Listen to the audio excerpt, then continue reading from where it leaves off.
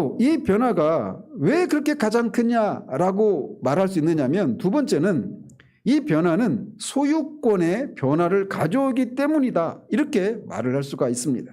한 사람이 그리스도인이 되기 전에는 본래 죄의 종, 즉 죄의 노예였다라고 사도는 말합니다. 사람은 본질상 죄의 노예들입니다. 사도는 이 사실에 대해서 이미 5장 12절에서 21절까지 해서 논증한 바가 있어요. 다윗이 말한 대로 내가 죄악 중에 출생하였으며 어머니가 죄 중에서 나를 잉태하였나이다 라고 고백했듯이, 사람은 나면서부터 죄의 노예로 태어납니다. 죄가 없는 무고한 상태로 태어났다가 나쁜 환경과 나쁜 사람을 만나서 죄인이 되는 것이 아니라, 그래서 결국은 죄의 노예가 되는 것이 아니라 나면서부터 죄의 노예로 태어난다라고 성경은 우리에게 말해주고 있습니다. 인간의 이런 비참한 상태에 대해서 주님은 강한 자가 무장을 하고 그들을 지키고 있다, 이 사람들이 다 이렇게 강한 자의 소유고 재물이다, 이렇게 표현을 하고 있습니다. 그 결과 우리 모두는 본질상 진노의 자녀들이라고 에베소서에서 말을 하고 있어요. 우리는 나면서부터 죄가 사망 안에서 우리를 지배하는 노예 상태로 태어났습니다. 그 결과 우리에게는 어떤 자유도 없는 노예로 태어나게 된 것입니다. 너희가 본래 죄의 노예더니, 이것이 아담의 후손으로 태어난 모든 사람의 처지라고 성경은 우리에게 말해주고 있어요. 그런데 우리가 죄의 노예로 태어난다라고 말할 때 이것이 의미하는 것에 대해서 우리가 오해가 없어야 합니다. 죄의 노예로 태어난다라고 할 때 모든 사람이 누가 봐도 죄라고 할 수밖에 없는 어떤 음란이나 살인이나 강간이나 술주정뱅이가 된다던가 사기를 친다던가 이런 죄를 저지르는 사람이 되었다, 이걸 의미하는 게 아닙니다. 물론 이것들 역시 그 사람이 죄의 노예로 태어났기 때문에 저지르는 죄이긴 하지만, 죄의 노예로 태어났다라고 해서 그 사람들이 다 이렇게 누가 봐도 죄라고 말할 수밖에 없는 비열하고 끔찍한 죄를 저지르는 건 아닙니다. 죄의 노예는 겉모양으로는 이런 비열한 죄를 저지르지 않고 매우 도덕적이고 훌륭한 인품을 가지고 있을 수도 있습니다.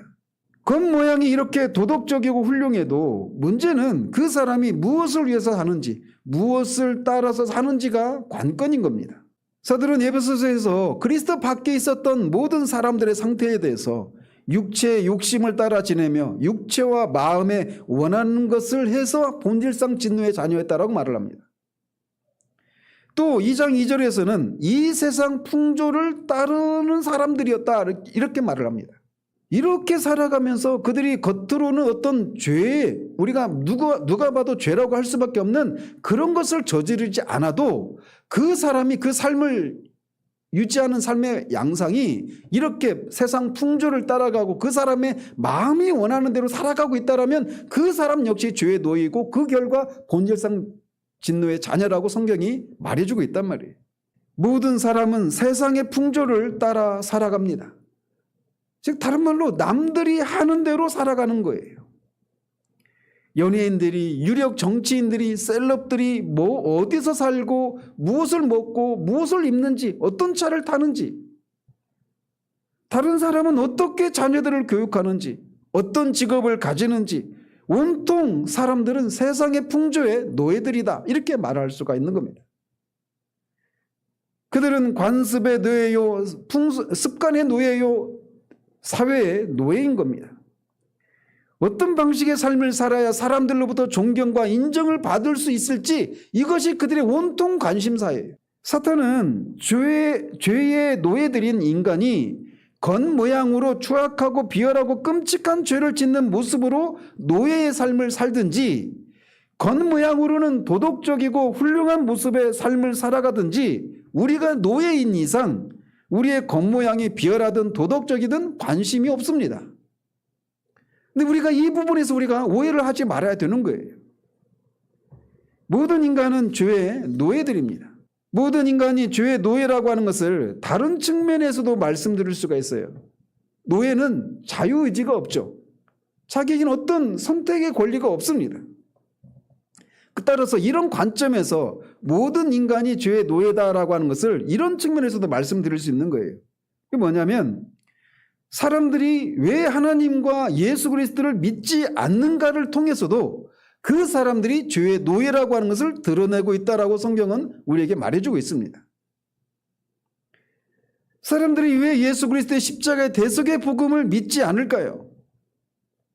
비록 그들이 외적으로 비열한 죄를 저지르기는커녕 매우 도덕적이고 다른 사람을 돕기까지 하는 선한 삶을 살아가는데도 불구하고 왜 복음을 믿지 않을까요?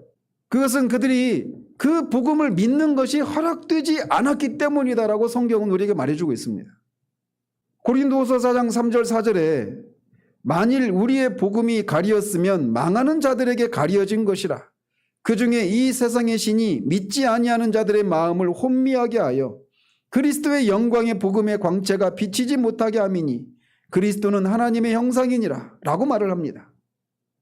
이 말씀에 따르면 사람들이 예수 그리스도의 복음을 믿지 않는 것은 그들의 주인인 이 세상의 신, 즉 마귀가 그들의 마음을 혼미하게 해서 복음을 믿지 않게 하고 있다라고 말을 하고 있어요.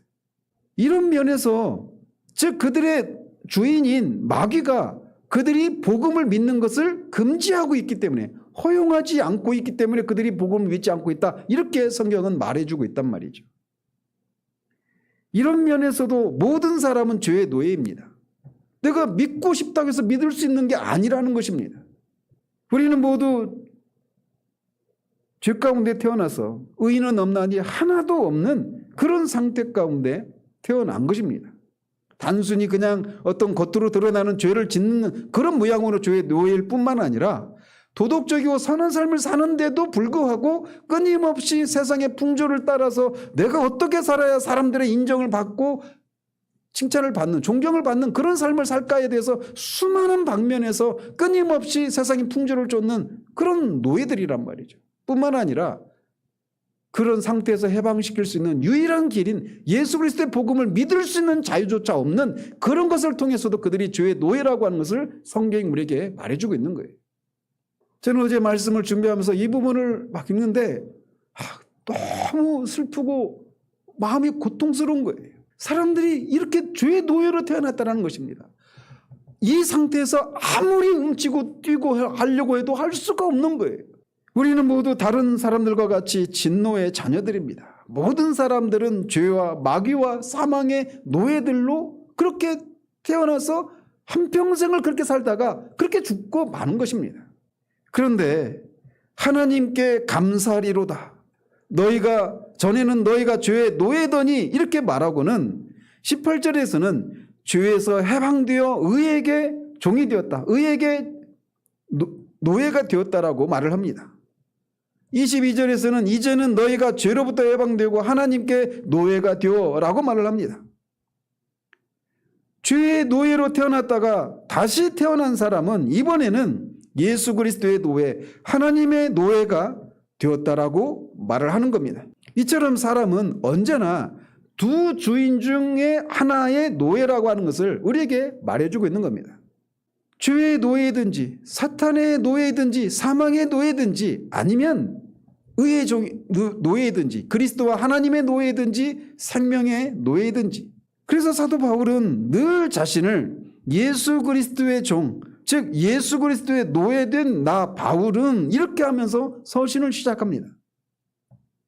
그리스도의 노예는 어떤 사람의 어떤 분의 그 책에 늘 그리스도의 노예 누구 이렇게 하는 분이 있죠. 그분의 전유물이 아닙니다. 모든 그리스도인들은 다 그리스도의 노예인 거예요. 그래서 그렇게 문제 많은 고린도 교회 성도들을 향해서도 너희는 너희의 것이 아니라 값으로 산 것이 되었다라고 말해서 너희들도 그렇게 문제 많은 너희들도 고린도 교인 너희들도 그리스도의 것이다. 하나님의 것이다. 하나님의 노예라고 말을 하고 있는 겁니다. 사도만 그리스도의 노예가 아니라 모든 성도가 다 그리스도의 노예라고 말을 하는 거예요.